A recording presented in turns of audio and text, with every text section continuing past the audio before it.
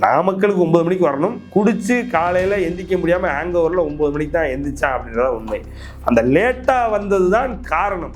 இவன் அங்கே இருந்தான், இவன் அங்கே இருந்து லேட்டாக போனான்றது உண்மை. அதை ஏற்றுக்கோங்க. இவன் பண்ண தவறுகளை ஏற்றுக்கோங்க. இவன் பண்ணலைன்றதுக்கு எவ்வளவு முட்டு, அடுத்தவங்களாம் தவறு பண்ணான்றதுக்கு எவ்வளவு நீங்கள் இன்ஃபர்மேஷன் டேட்டாவை கேதர் பண்ணுறீங்களோ அதை விட்டுட்டு இந்த விஜய்ன்றவன் என்ன பண்ணான்? விஜய் அவர்கள் ஏறக்குறைய உள்ளே போயிடுவார் போல. கொஞ்ச நாள் அவரை தூக்கி உள்ளே போட்டு மிதிக்க போகிறாங்க அப்படிதான் தெரியுது. எலெக்ஷனுக்கு முன்னாடியே நடந்தாலும் நடக்கும். ஏன்னா சிபிஐ ஏறக்குறைய அவர் மேலே சார்ஜ் ஷீட் போட போகிறாங்க. சிபிஐ அவரை கூப்பிட்டு விசாரிக்கும் பொழுது பொய்யான பல தகவல்களை கொடுக்கிறார். சிபிஐயிடம் ஆதாரம் இருக்கும் பொழுது கூட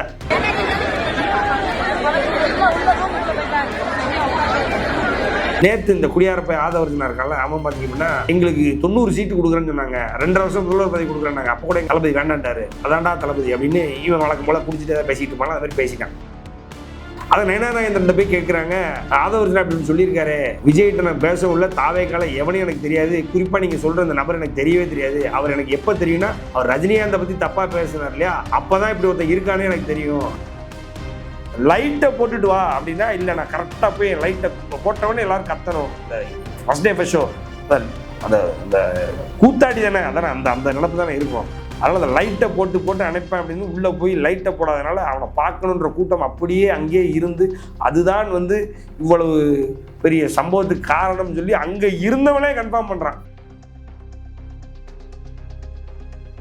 விஜய் என்ன பண்ணியிருக்கான், பெரிய கூட்டத்துக்குள்ளே இவன் இருக்கிற மாதிரி ஷார்ட்ஸ் வேணுன்றதுக்காண்டி அதுக்கு தேவையில்லாமல் செட்டு போட வேண்டாம், சிஜி ஒர்க் பண்ண வேண்டாம். இருக்கு ஒரு கூட்டம், கேடுகட்ட கூட்டம், நான் என்ன சொன்னாலும் நாய் மாதிரி நாக்க தொங்கப்பட்டு வருவானுங்க. அவனுங்களை அப்படி கூட்டமாக நிற்கிற மாதிரி நீங்கள் எத்தனை ஷாட் வரும் எடுத்துக்கோங்க. ஒரு 11 ஷாட் எனக்கு தேவையா? எல்லா எக்யூப்மெண்ட்ஸும் வேலை செய்யுது. ஆனா திருவாரூர் பஸ் ஸ்டாண்டுக்கு என்ஹெச்ல இருந்து சரியா ஒரு ரோடு இருக்காரு. எவ்வளவு பெரிய தவறு யோசிங்க. 2 வயது குழந்தை, 9 பிஞ்சு குழந்தைகள் படிக்க பள்ளிக்கு போக வேண்டிய குழந்தைகளை நெஞ்சில் மிதிச்சு மார்பில் மிதிச்சு கொண்டிருக்காங்க.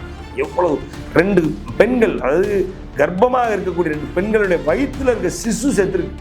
இதை விட கேவலம் கொடூரம் கொடுங்கோலை எவனா இருப்பானா? இதை பண்ணது இந்த விஜய் தான். அப்படியே ஒரு கேவலமான விஷயத்தை அவன் பண்ணியிருக்கான். இவன் இனிமேலும் வாழவே கூடாது.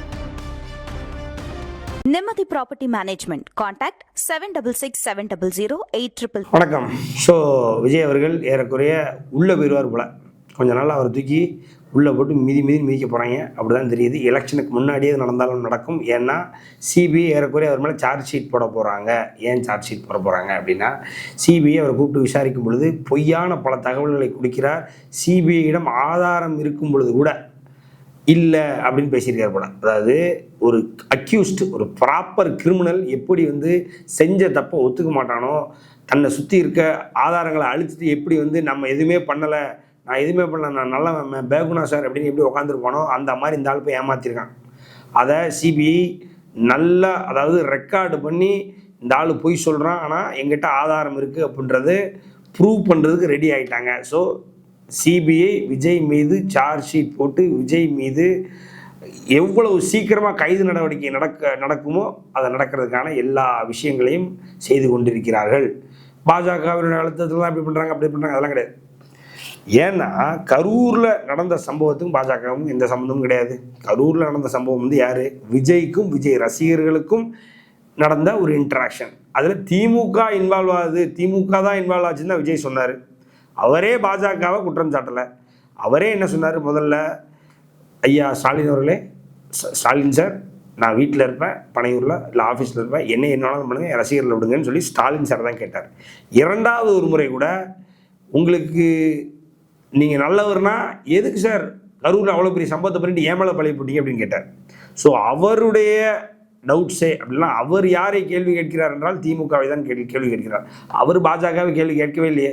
அவர் பாஜகவை கேள்வி கேட்டிருந்தா பாஜக சிபிஐ ஒரு அழுத்தம் கொடுத்து விஜயை கைது பண்ணுறாங்க வைக்கிறாங்க அப்படின்னு நீங்கள் கொண்டு போகலாம். ஆக அவரே அதை யோசிக்கல. பாஜக இஸ் அவுட் ஆஃப் கொஸ்டின்.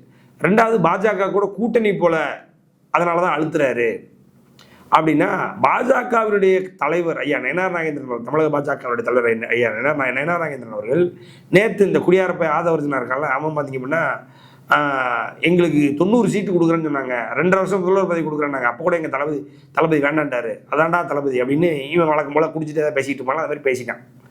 அதை நயனா நாகேந்திரன் போய் கேட்குறாங்க, ஆதவர்ஜனா அப்படின்னு சொல்லியிருக்காரு சீட்டு, விஜய்கிட்ட நான் பேசவும் இல்லை, தாவேக்கால எவனையும் எனக்கு தெரியாது, குறிப்பாக நீங்கள் சொல்கிற அந்த நபர் எனக்கு தெரியவே தெரியாது. அவர் எனக்கு எப்போ தெரியும்னா அவர் ரஜினிகாந்தை பற்றி தப்பாக பேசினார் இல்லையா, அப்போ தான் இப்படி ஒருத்தன் இருக்கானே எனக்கு தெரியும். அதனால் இந்த மாதிரி பொய்யெல்லாம் சொல்லிட்டு என்கிட்ட வராதிங்க. எனக்கும் தாவேக்காவுக்கும் விஜய்க்கும் எந்த ஒரு இன்ட்ராக்ஷன் நடக்கலை, குறிப்பாக ஆதவர்ஜனான்றவன் எவனே எனக்கு தெரியாது அப்படின்னு நயனா நாகேந்திரன் சப்புன்னு அந்த செப்பையிலே ஒரு அரைஞ்சிட்டு போயிட்டார். ஸோ அதனால் வந்து இந்த கூட்டணி அது இதுன்றதுக்கெலாம் பாஜக எந்த ஒரு ஒரு ஒரு ஒரு இனிஷியேட்டிவ் கூட எடுக்கலன்றது உண்மையாயிருச்சு. இன்னொன்று எடப்பாடி தெளிவாக 2 முறை சொல்லிட்டாரு, நாங்கள் விஜய் சார்ந்த யாரு கூடயும் பேசலை, அவங்களே என் கூட பேசவே இல்லை அப்படின்னு சொல்லிட்டார்.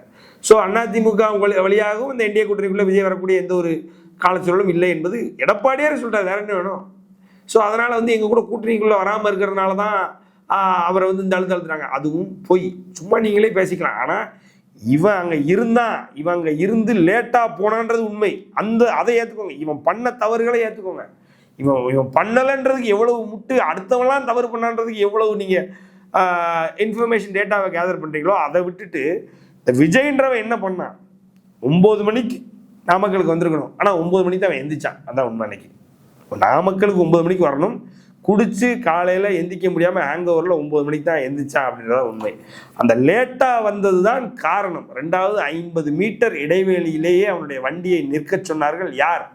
எஸ்பி சொல்லியிருக்காங்க, கமிஷனர் சொல்லியிருக்காங்க 50 மீட்டர் இடைவெளியில். அதுக்கு முன்னாடியே அவன் காரு முன்னாடி வரதான் அந்த உள்ள பின்னாடி அப்படியே தள்ளி தள்ளி தள்ளி தள்ளி குழந்தைகள் 2 வயசு பிஞ்சு குழந்தைய வாயை உடச்சி சாகடிச்சிட்டாங்க.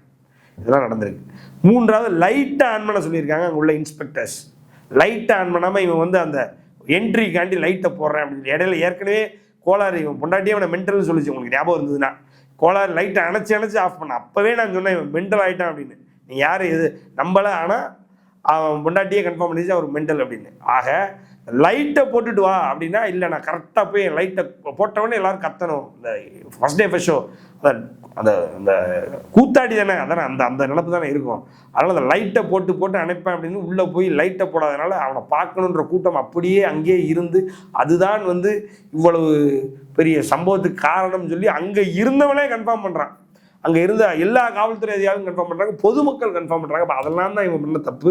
அது இல்லாமல் ஒரு மிகப்பெரிய தவறை பண்ணியிருக்கான். அதுதான் வந்து அவனுக்கு சார்ஜ் ஷீட் போடுற அளவுக்கு அவனை பெரிய பிரச்சனைக்குள்ளாயிருக்கு. என்னன்னா, அந்த ஒரு பேரே வரலாறுன்னு ஒரு முக்க பாட்டு ஒன்று அந்த படத்தில் இருக்கும். அனிருத் அவர்கள் பல ஹிட்டு பாட்டு நம்ம பார்த்துருப்போம், பல தீம் மியூசிக் பார்த்துருப்போம். அதில் ஒரு மொக்க பாட்டு ஒரு பேரே வரலாறு. ஏற்கனவே ஜனநாயகன் ட்ரெய்லர் வந்து பராசக்தி ட்ரெய்லர்கிட்ட மொக்க வாங்கினது நமக்கு தெரியும். பராசக்தி ட்ரெய்லர் சிவகார்த்திகேயன் ஃபேன்ஸ் விஜய் ஃபேன்ஸை போட்டு புலன்னு புலந்தாங்க, திருப்பி போட்டு மிதிச்சாங்க பார்த்தோம். ஸோ அதனால் இந்த பாட்டும் பெருசாக எடுக்கலாம். இந்த பாட்டில் நீங்கள் நல்லா பார்த்தீங்க அப்படின்னா லிரிக்கல் வீடியோவில், இந்த ட்ரெய்லரில் உள்ள லிரிக்கல் வீடியோலாம் இந்த கரூர் சம்பவம் எப்படி இருக்கிறதோ, நேற்று கூட என்னோட வலைதளங்களில் சத்யன் ராமசாமி நீங்கள் அடித்து பார்த்தீங்கன்னா அதில் ஒரு சில வீடியோஸ் நான் ஷேர் பண்ணியிருக்கேன். அதில் குறிப்பாக ஒரு வீடியோவில் எப்படி ஒரு ஷாட் இருந்ததோ அதே மாதிரி ஒரு ஷாட்டு இந்த பாடலில் வரும். ஸோ விஜய் அவர்கள் இவ்வளவு பெரிய கூட்டத்து நடுவில் இருக்கார், ஒரு ஜனநாயகன், அவர் வந்து எழுச்சி நாயகன் அப்படின்னு காட்டுன்றதுக்காண்டி ரொம்ப கூட்டம் இருக்கிற மாதிரி, அப்படி நெருக்கின மாதிரி கூட்டம் இருக்கிற மாதிரியான இடம் எனக்கு வேணும் அப்படின்னு சொல்லி அந்த மாதிரி ஒரு இடத்துல வச்சு இந்த மாதிரி ஷார்ட்ஸ் எடுத்துக்கணும்னு சொல்லி அந்த படக்குழுவை இன்வால்வ் பண்ணியிருக்கான் இந்த விஜய். என்ன பண்ணியிருக்கான், பெரிய கூட்டத்துக்குள்ளே இவன் இருக்கிற மாதிரி ஷார்ட்ஸ் வேணுன்றதுக்காண்டி அதுக்கு தேவையில்லாமல் செட்டு போட வேண்டாம், சிஜி ஒர்க் பண்ண வேண்டாம். இருக்கு ஒரு கூட்டம், கேடுகட்ட கூட்டம், நான் என்ன சொன்னாலும் நாய் மாதிரி நாக்க தொங்கப்பட்டு வருவானுங்க. அவனுங்களை அப்படி கூட்டமாக நிற்கிற மாதிரி நீங்கள் எத்தனை ஷாட் வேணாலும் எடுத்துக்கோங்க, ஒரு 11 ஷாட் எனக்கு தேவையா எடுத்துக்கோ, 11ல் 100 எடுத்துக்கோ அப்படின்னு பிளான் பண்ணி இதை பண்ணியிருக்கானுங்க. எவ்வளவு பெரிய தவறு யோசிங்க. 2 வயது குழந்தை, 9 பிஞ்சு குழந்தைகள், பள்ளிக்கு போக வேண்டிய குழந்தைகளை நெஞ்சில் மிதித்து மார்பில் மிதித்து கொண்டிருக்காங்க.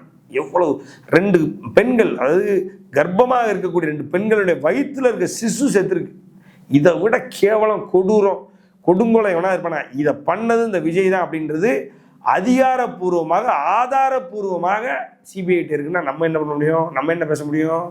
நேற்று இந்தியா டுடேலேருந்து ஏறக்குறைய இங்கே உள்ள லோக்கல் சவுக்கு சங்கர்லேருந்து நக்கீரன் கோபால்லேருந்து எல்லாரும் கன்ஃபார்ம் பண்ணுறாங்க, ஆதாரத்தோடு எல்லாரும் கன்ஃபார்ம் பண்ணுறான். அது இல்லாமல் பெரிய பெரிய என்ன சொல்கிறது, அரசியல்வாதிகள் அதை பற்றி பேசுகிறாங்க. நேஷனல் முழுக்க நேற்று எல்லா மீடியாவிலும் இதுதான் ட்ரெண்டிங்கு.